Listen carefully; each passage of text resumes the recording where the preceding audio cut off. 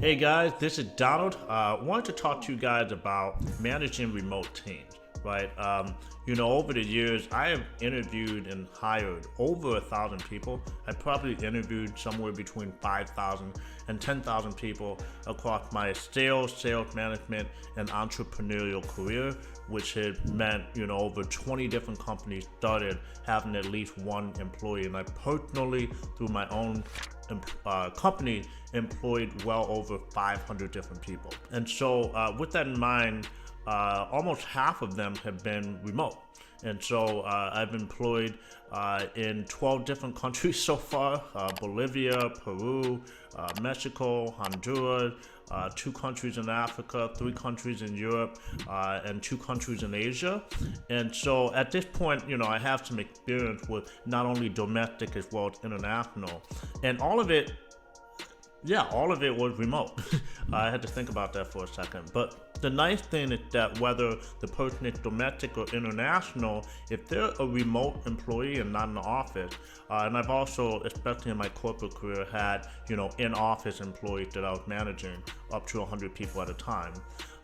In those scenarios, it's important to recognize what are the important things that take a remote employee that works for you from a potentially unsuccessful employee to a system that enables them, empowers them to be a successful asset to your team, a successful member of your company, and frankly, someone that's able to continue to advance their own career as a result of working with you. So I've got 5 things to talk about here. There's 5 components, and the first is you have to have clear communication channels. Oftentimes when you're in a remote environment, you're missing some of the camaraderie, the water cooler talk, and frankly, some of the team building that can happen when you're in office.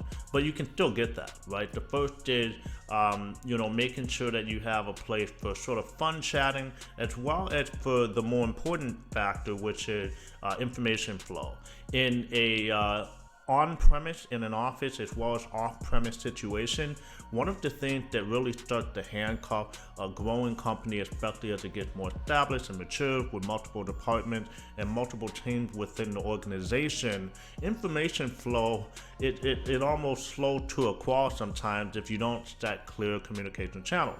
In our case, we're at 15 people, going on 20 people with call candidates, so it's a little easier still, but it can still be very important to establish those, strictly, right? So some people will do a combination of like texting or WhatsApp or Slack, and then Google Hangouts, and just have all kinds of different things. Or even if it's within one platform, like say Slack, they'll have too many channels and it's unorganized.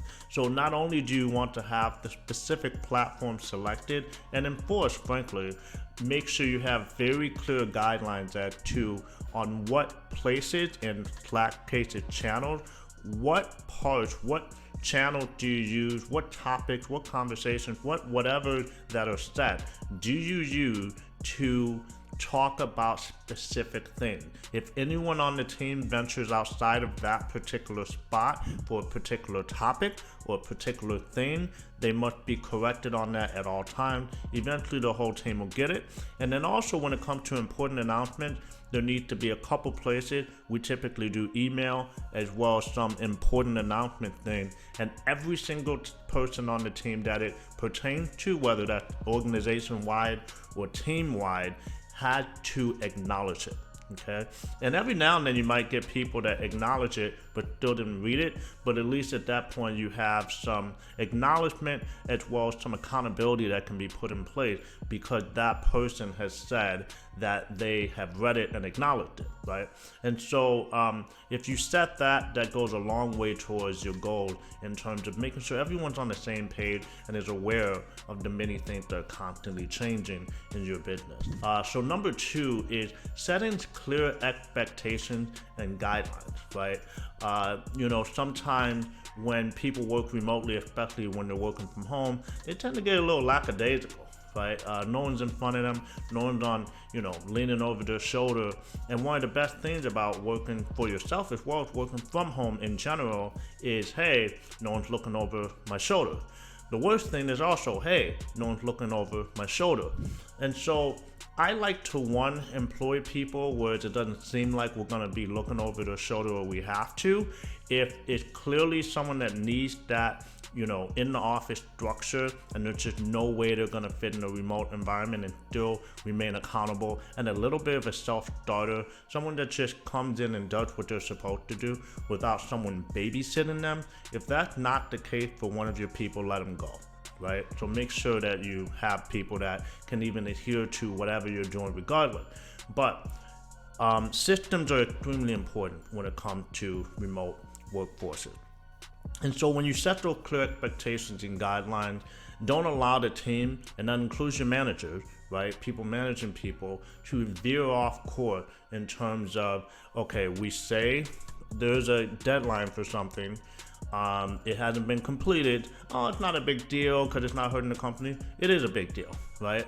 If something is not going to be done by a certain date or a certain time, it's okay, but it needs to be communicated as to why that's the case, and it needs to be communicated before the deadline. That way, again, everyone's on the same page as to what's happening and when something will be completed, right? Number 3 is implementing regular check-ins and meetings.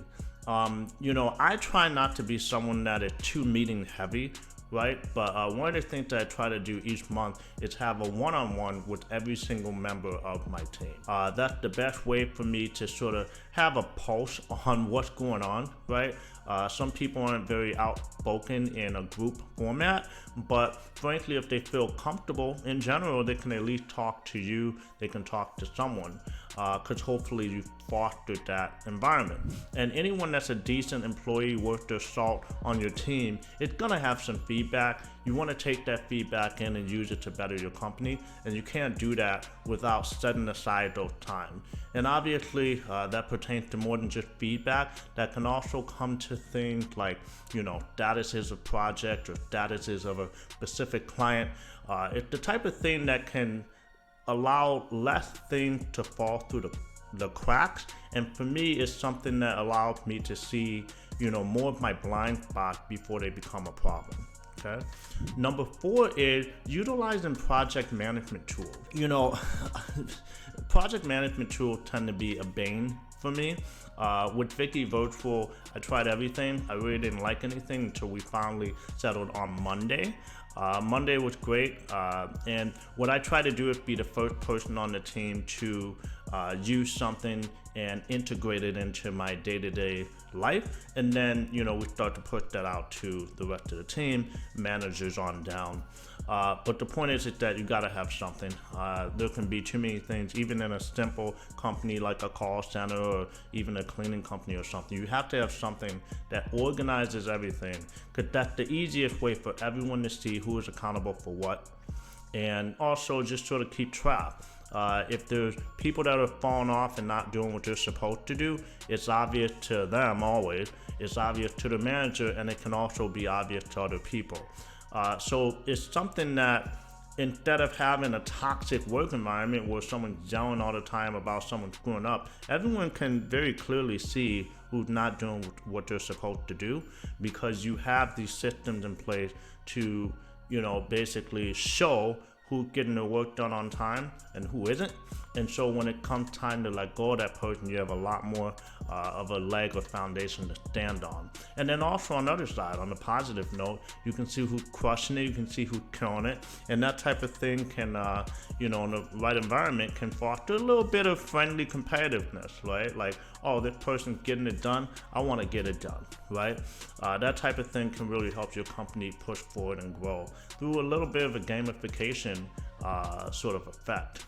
And then finally, I've been sort of peppering this in, but you want to foster a good culture, right? I think, the nice thing is that oftentimes if people are fortunate enough to like being at home, that's not always the case, unfortunately. And so there's been a few times where we've actually paid for like a single co-working desk here and there, but most of the time people are pretty happy and prefer to be at home versus in the office. So if they have a quiet space to work in and they have a decent environment at home, you already get a little bit of happiness out of that person. They don't have to commute. They don't have to spend extra money on lunches and extra work clothes and that type of stuff. But what I found to be sort of the best thing in terms of promoting a good culture is, one, being fair to everyone, right? I definitely stay away from micromanaging. I try to create systems that enable us to see everything we need to see without auditing things all the time and pointing out and nitpicking all the time. If we can all see it, if something becomes a real problem, we can point it out in a fair and clear and concise way, and the person is fully aware of what's going on and what they could have been doing wrong and how they could have improved it. And sometimes they will improve and sometimes they won't. But you don't have these usually terrible situations where it's like, oh my God, this is out of nowhere. This is completely unsuspected. And actually, the very last job I ever had, I was unceremoniously fired out of nowhere, and it was terrible. And I thought I was doing everything right, and so I never want to do that to someone else. So if you have systems that sort of establish clear guidelines and all those things, you're in a good spot. Okay, so that's the reality, right? I think it's a fantastic move to have a remote team. It's something that can be scaled from as few as one person up to hundreds and hundreds and even thousands of people. But you just have to have systems in place. You want to make sure you have a good work environment, and you want to make sure that everything is clear, right? You just don't have the luxury of not having things be as clear and concise and as uniform as possible. That still means you can have a tremendous amount of fun, but without systems, then your business in a remote setting might fall apart.